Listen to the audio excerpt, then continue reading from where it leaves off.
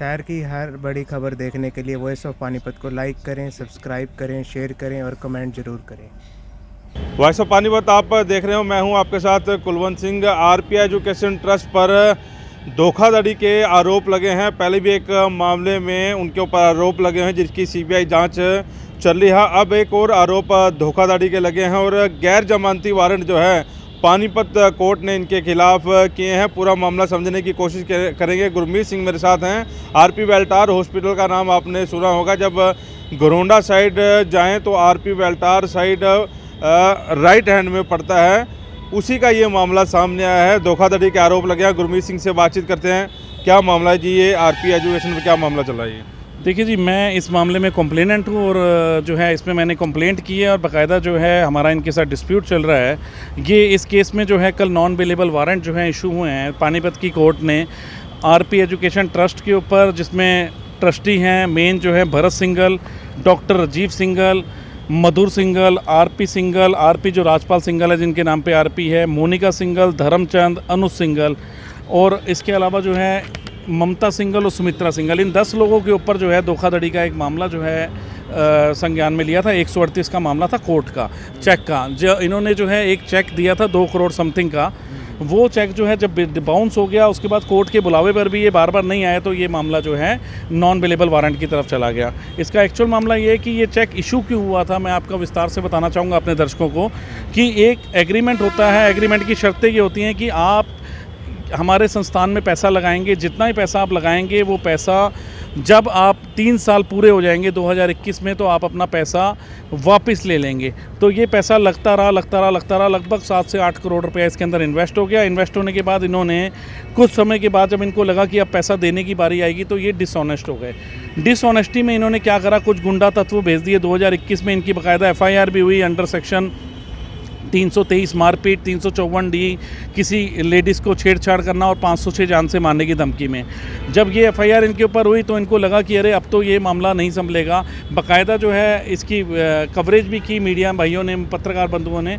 उसके बाद जो है ये मामला चला जाता है आगे और आरपी एजुकेशन ट्रस्ट वाले जो है ये चेक जो है इशू कर देते हैं कि ठीक है जी, हमारा 2 करोड़ का भी आप चेक ले लीजिए और उसके बाद जो है बाकी का पैसा जो है हम बैठ करके बात कर लेंगे। साथ में ये क्या करते हैं कि ये कंप्लेंट भी डाल देते हैं जी हमारा ये चेक तो हमने दिया ही नहीं।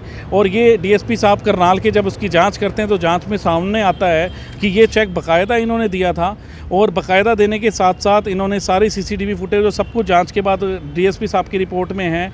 रिपोर्ट के अंदर साफ साफ लिखा है कि इन्होंने किनकी आदत है कि ये ऐसी फेक कंप्लेंट क्रिमिनल केसेस बनाते रहते हैं और पुलिस को और कोर्ट को, जुडिशियल डिपार्टमेंट को ये इसी प्रकार से अपने पक्ष में यूज़ करने की कोशिश करते हैं, जिसके ऊपर डीएसपी साहब ने बाकायदा इनके ऊपर 182 की प्रोसीडिंग भी रेकमेंड करी। फिर जो है नॉर्मल हमने इसमें कोर्ट में स्टे ले लिया, हाई कोर्ट से, सेशन कोर्ट से स्टे हो गया। स्टे के अंदर भी ये बाकायदा सारी चीज़ें आई कि ये जो रिस्पोंडेंट्स हैं आरपी एजुकेशन ट्रस्ट वाले, RPIT कॉलेज है जिनका आरपी के कई सारे संस्थान हैं और कई अधिक मतलब स्पिनिंग मिल और कई चीज़ें हैं जो ये ऑपरेट कर रहे हैं।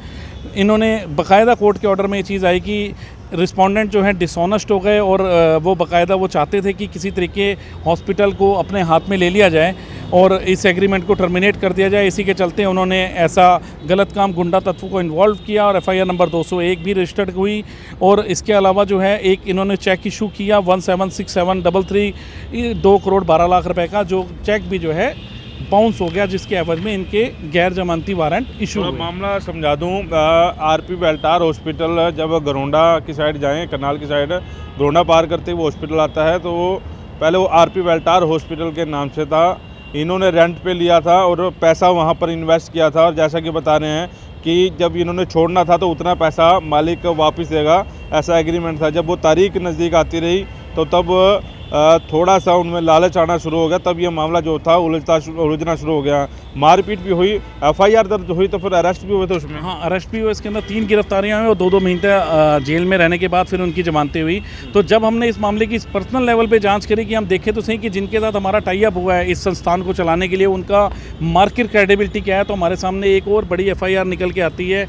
ये FIR दर्ज होती है जी 420 68 71 में, 2020 का मैटर है ये।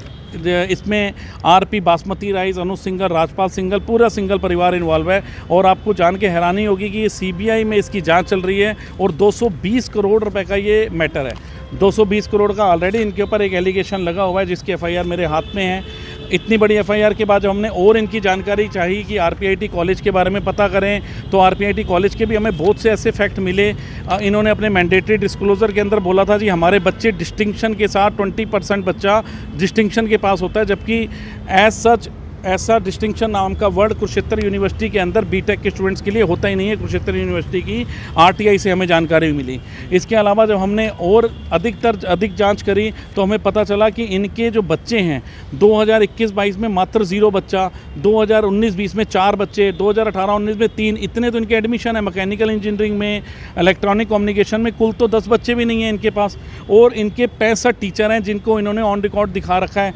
जब हमने जाँच करी तो हमें पता चला जी इनके तो 20 भी टीचर नहीं हैं जो इनके पास एक्चुअल में है। इन्होंने सब फर्जी डाटा के ऊपर एआईसीटी को झूठ बोल के फर्जी एफिडेविट दे करके इन्होंने मान्यता ली है, जिसके लिए हमने एआईसीटी को भी लिखा है कि इनकी मान्यता जो है रद्द होनी चाहिए।